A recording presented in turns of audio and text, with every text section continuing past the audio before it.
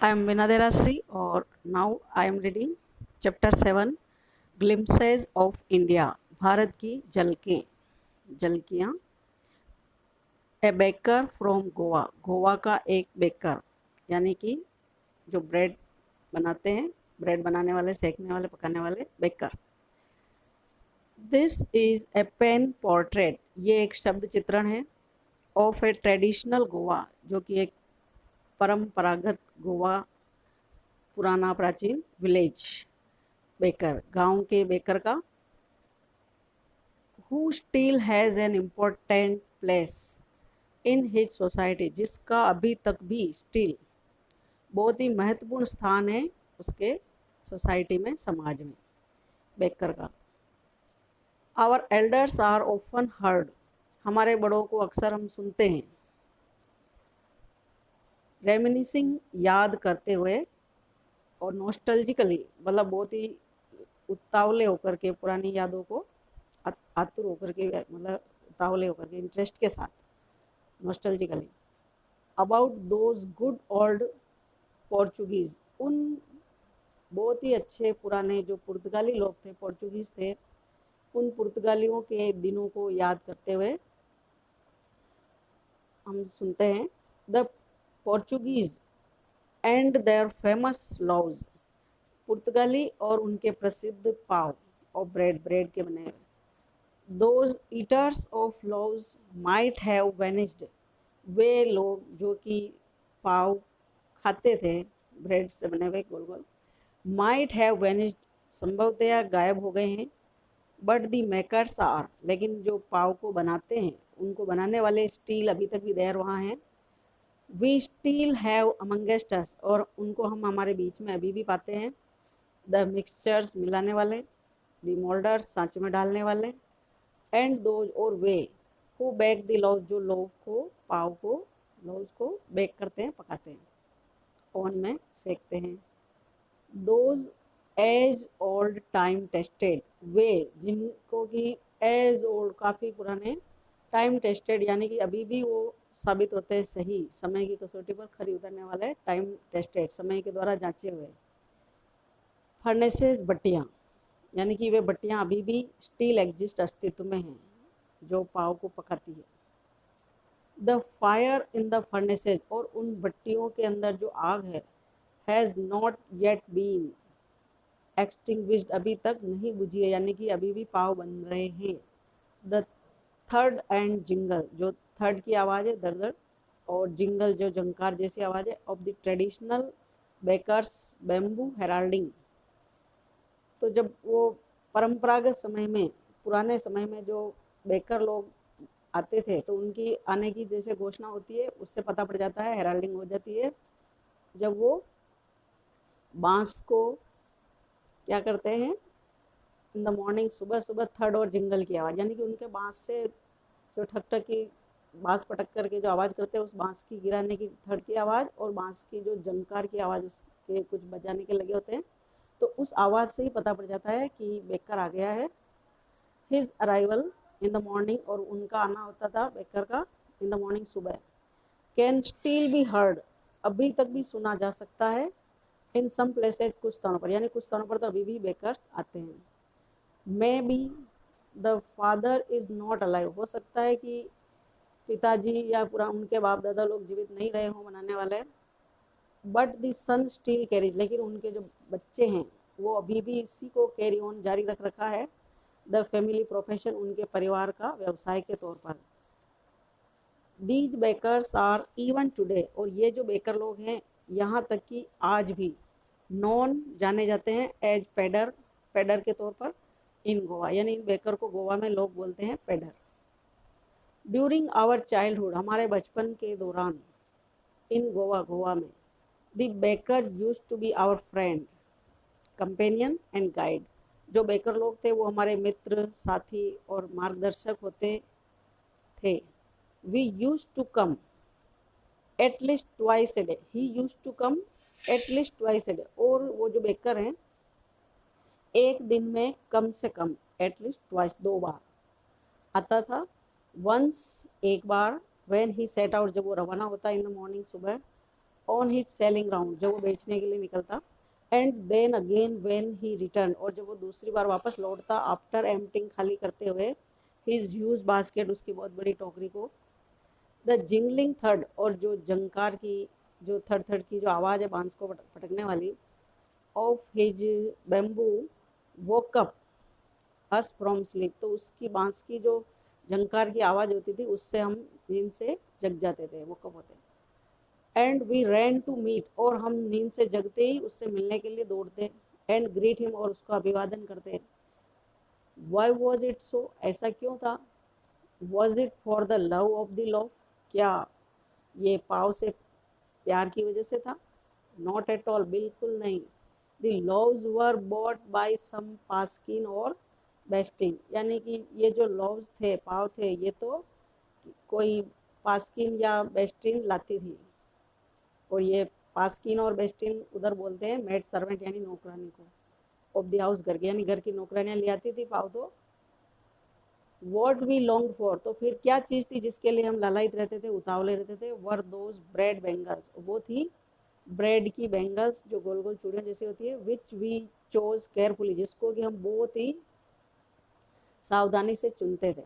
Sometimes, कभी कभी, it was sweet bread of special make, और कभी कभी विशेष बनाने के लिए ये मीठी भी होती थी, मीठी मीठी बेंगल्स, चूड़ियों जैसी गोल गोल।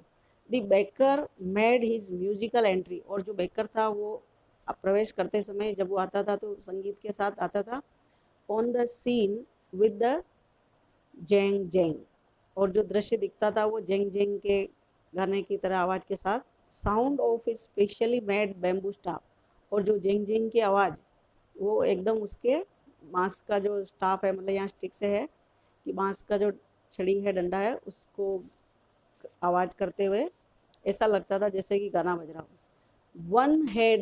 One hand supported the basket, और एक हाथ से वो बास्केट को, टोकरे को सहारा दे करके, ऑन हिज हेड, जो उसके सिर पर था, एंड द अदर बैंड, और दूसरा द बैम्बू, दूसरा उसको बांस को बैंग करने में, मतलब पटकने में, ऑन द ग्राउंड, जमीन पर। He would greet the lady of the house with good morning, और वह क्या करता, जो घर की महिला होती उसको गुड मॉर्निंग से अभिवादन करता। एंड देन, तब, place his basket on the vertical bamboo, और जो सीधा खड़ा बांस था उसके ऊपर वो उसकी बास्केट को रख देता। We kids would be pushed aside, और हम किड्स को, बच्चों को एक तरफ धकेल दिया जाता, विद ए माइल्ड रिब्यूक, और बहुत ही प्रेम से, हल्की सी फटकार के साथ हमको एक तरफ कर दिया जाता। And the loaves would be delivered to the servant, और जो पाव नौकर को दिया जाता। But we would not give up, लेकिन हम भी छोड़ने वाले नहीं। We would climb a bench, हम किसी बेंच पर चढ़ जाते, और द पैरापेट, या किसी ऊंची जगह पर, जिसको मुंडेर बोल सकते हो, चबूतरे जैसी, and peep into the basket, और वहाँ से हम टोकरे में देखते थे, झांक करके पीप करते थे। समहाउ, किसी भी तरीके से, आई कैन स्टिल रिकॉल, मैं अभी भी याद कर सकता हूँ, द टिपिकल फ्रेगरेंस, वो जो स्पेशल अजीब प्रकार की जो फ्रेगरेंस है, खुशबू, ऑफ दोज लव्स, उन पाव की, लव्स फॉर द एल्डर्स, बड़ों के लिए जो पाव थे, and the bangles for the children, और बच्चों के लिए बेंगल्स, चूड़ियों जैसे, ब्रेड की चूड़ियाँ गोल गोल। Then we did not even care, और तब हम ये भी परवाह नहीं करते, यहाँ तक कि टू ब्रश आवर टीथ, कि हम हमारे दांतों को ब्रश कर लें, और वॉश आवर माउथ्स, या मुंह धो लें प्रॉपरली, सही ढंग से, यानी कि उठते ही सीधे दौड़ के आ जाते थे, बिना मुंह धोए, बिना ब्रश किए। एंड वाई शुड वी, और हम क्यों करें परवाह, यानी कि मुंह धोने की, मंजन करने की परवाह क्यों करें। Who would take the trouble of plucking the mango leaf, और कौन जहमत उठाएगा, कष्ट उठाएगा, तकलीफ उठाएगा एक आम का पत्ता तोड़ने की, फॉर द टूथब्रश, जिससे वो मंजन करें टूथब्रश बनाने के लिए। And why was it necessary at all, और इसकी तो बिल्कुल ज़रूरत भी क्यों थी। द टाइगर नेवर ब्रश्ड, बाघ ने कभी भी मंजन किया नहीं किया हिज टीथ, उसके दांतों को। हॉट टी कुड वॉश, क्योंकि गर्म चाय धो सकती थी, एंड क्लीन, साफ कर सकती थी। एवरीथिंग, हर चीज़ को, गरम गरम चाय, हर चीज़ को एकदम क्लीन अप कर सकती थी सो नाइसली, बहुत ही अच्छे ढंग से। आफ्टर ऑल, आखिरकार मैरिज गिफ्ट्स आर मीनिंगलेस, शादी के उपहार का कोई मतलब नहीं होता, मीनिंगलेस होता, यानी कोई मतलब नहीं। विदाउट द स्वीट ब्रेड, बिना स्वीट ब्रेड के अगर शादी का गिफ्ट दे रहे हो और स्वीट ब्रेड नहीं है तो फिर उस गिफ्ट का कोई मीनिंग ही नहीं, कोई अर्थ ही नहीं रहता। और वो जो स्वीट ब्रेड है जिसको कैसे जानते थे, नॉन एज द बॉल, बॉल नाम से, जस्ट एज ए पार्टी, चाहे पार्टी हो और ए फेस्ट या एक दावत, लूजेज इट्स चार्म, इसका आकर्षण ही खो जाता विदाउट ब्रेड, ब्रेड के बिना। यानी कि अगर कोई दावत पार्टी कुछ भी है और ब्रेड नहीं है तो फिर उस पार्टी का कोई आकर्षण ही नहीं रहता। Not enough can be said to show, और पर्याप्त मात्रा में हम कह भी नहीं सकते कि हाउ इम्पोर्टेंट ए बेकर, कि एक बेकर कितना महत्वपूर्ण कैन बी हो सकता है फॉर ए विलेज, एक गांव के लिए। The lady of the house must prepare, जो घर की महिला है उसको प्रिपेयर करना बहुत ज़रूरी था, sandwiches on the occasion of her daughter's marriage, अगर अपनी बेटी की शादी करनी है, इंगेजमेंट सगाई है, तो बिना सैंडविच के ये समारोह या कोई कार्यक्रम नहीं हो सकता, इतना इम्पोर्टेंट। केक्स एंड बोलिनहास, और जो ये केक और ये जो बोलिनहास है, are a must for Christmas, यहाँ तक कि शादी ब्याह उत्सव पार्टी ही नहीं, क्रिसमस के त्यौहार पर भी ये बहुत ही ज़रूरी होता है, मस्ट है। As well as other festival, जैसे दूसरे त्योहारों पर होता है, यानी हर मौके पर बिना ब्रेड के, बिना पाव के कोई त्यौहार हो ही नहीं सकता। दस इस प्रकार से the presence of the baker's furnace, इस प्रकार से जो बेकर की जो भट्टी है, फर्नेस है, उसकी प्रेजेंस, मौजूदगी in the village is absolutely essential, पूरे तरीके से कह सकते हैं कि बहुत ही एसेंशियल है, बहुत ही अति आवश्यक है, जरूरी है।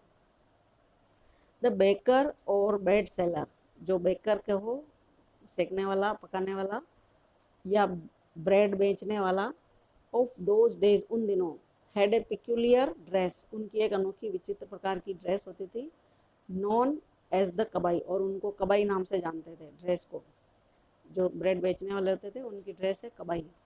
It was a single piece long frock, और ये जो ड्रेस कैसी थी, एक ही कपड़े की, एक कपड़े की बनी हुई लॉन्ग फ्रॉक, लंबी फ्रॉक जैसी, reaching down to the knees, जो घुटनों तक पहुंचती थी, घुटनों से नीचे। इन आवर चाइल्डहुड, हमारे बचपन में, वी सो, हमने देखा, बेकर्स, बेकर्स को वियरिंग, पहने हुए, ए शर्ट एंड ट्राउजर्स, एक कमीज और पायजामा, विच वर शॉर्टर देन फुल लेंथ, जो कि किसी भी वंश, जो भी फुल लंबाई के होते हैं पायजामे जैसे, उनसे थोड़ा शॉर्टर, छोटा, and longer than half pants, और हाफ पैंट से थोड़ा लंबा। इवन यहाँ तक कि टुडे, आज भी, एनी वन, कोई भी, who wears a half pant which reaches just below the knees, अगर कोई हाफ पैंट पहनता है जो घुटनों से नीचे पहुँचती हो, इनवाइट्स द कमेंट, तो वो कमेंट को आमंत्रित करेगा, टिप्पणी को आमंत्रित करेगा, कोई भी उसको टिप्पणी करेगा, that he is dressed like a पेडर, कि उसने पेडर जैसे कपड़े पहन रखे हैं। The baker usually collected his bills, और जो बेकर लोग थे वो आमतौर पर यूजुअली कलेक्ट करते थे, इकट्ठे करते थे, हिज बिल्स, उनके बिलों को, at the end of the month, महीने के समाप्ति पर। मंथली अकाउंट्स, और महीने भर का जो खाता है, used to be recorded, record रखा जाता था, ऑन सम वॉल, किसी दीवार पर, इन पेंसिल, पेंसिल से। Baking was indeed a profitable profession, और वास्तव में बेकिंग एक फायदा देने वाला, प्रॉफिट देने वाला व्यवसाय था। इन द ओल्ड डेज, पुराने दिनों में। The baker and his family never starved, baker और उसका परिवार कभी भी भूखों नहीं मरता था, स्टार्व नहीं होता था। He, his family and his servants, वह यानी कि बेकर, बेकर का परिवार और उसके नौकर, always looked happy and prosperous, हमेशा खुश और समृद्ध दिखते थे। देयर प्लम्प फिजिक, उनका जो मोटा दिखने वाला, जड़ा जैसे फिजिक, उनका शारीरिक बनावट, वॉज एन ओपन टेस्टिमनी, एक तरह से खुला सबूत है, प्रमाण है, टू दिस, इस बात का कि वो समृद्ध थे, खुश थे। इवन टुडे, यहाँ तक कि आज भी, एनी पर्सन, कोई भी व्यक्ति, विद ए जैक फ्रूट, जिसका आकार जैक फ्रूट, कटहल जैसा हो, लाइक दिखने में, फिजिक अपीयरेंस शारीरिक बनावट के तौर पर, is easily compared to a baker, तो आसानी से तुलना की जाती है एक बेकर से। Question number 1, what are the elders in Goa nostalgic about? The elders in Goa are nostalgic about the good old Portuguese days and their love of bread and loaves. The writer says that the eaters of loaves have left, but the makers still exist. लेखक ये कहना चाहता है कि जो पाव को खाने वाले लोग थे पुर्तगाली लोग, वो तो चले गए हैं, पुर्तगाली लोग यहाँ से जा चुके हैं, लेकिन पाव को बनाने वाले लोग यहाँ पर अस्तित्व में हैं। इसलिए आज भी गोवा में पाव बनते हैं, भट्टियाँ चलती है और उनका अस्तित्व है। Is bread making, bread banana, still popular in Goa, क्या अभी तक भी लोकप्रिय है? हाउ डू यू नो, आप कैसे जानते हैं? Yes, bread making is still popular in Goa. This is very clear from the narrator's statement that the eaters have gone away leaving the makers behind, कि जो ब्रेड को खाने वाले जो थे वो तो चले गए हैं और बनाने वालों को पीछे छोड़ के गए हैं। देयर आर मिक्सचर्स, मिलाने वाले, मोल्डर्स, सांचे में डालने वाले, एंड वंस, और वे लोग हु बेक, जो पकाते हैं द लोव्स, पाव को। The time tested furnaces still exist there, और इतना समय गुजरने के बाद भी अभी भी ये भट्टियाँ जो है अस्तित्व में है, एग्जिस्ट में है। What is the baker called, baker को क्या कहा जाता है? The baker is called a pader in Goa. When would the baker come every day, baker रोज कब आता था? Why did the children run to meet him, और बच्चे उससे मिलने के लिए क्यों दौड़ते थे? The baker would come twice a day, once early in the morning and the second time when he returned after selling his stuff. The children would run to meet him as they wanted to have bread bangers. Who invites the comment? He is dressed like a pedder. Why? Any person who is wearing a half pant which reaches just below the knees invites this comment. This is because the baker, known as a pedder, used to dress like that. Where were the monthly accounts of the baker recorded? Monthly accounts of the baker were recorded on some wall in the house with a pencil. What does a jackfruit like appearance mean? कटहल जैसा दिखने वाला का क्या अर्थ है, तात्पर्य? It means having a plump physique, एक मोटा शारीरिक बनावट वाला शरीर, like a jackfruit, जैसे कि कटहल हो। Thank you.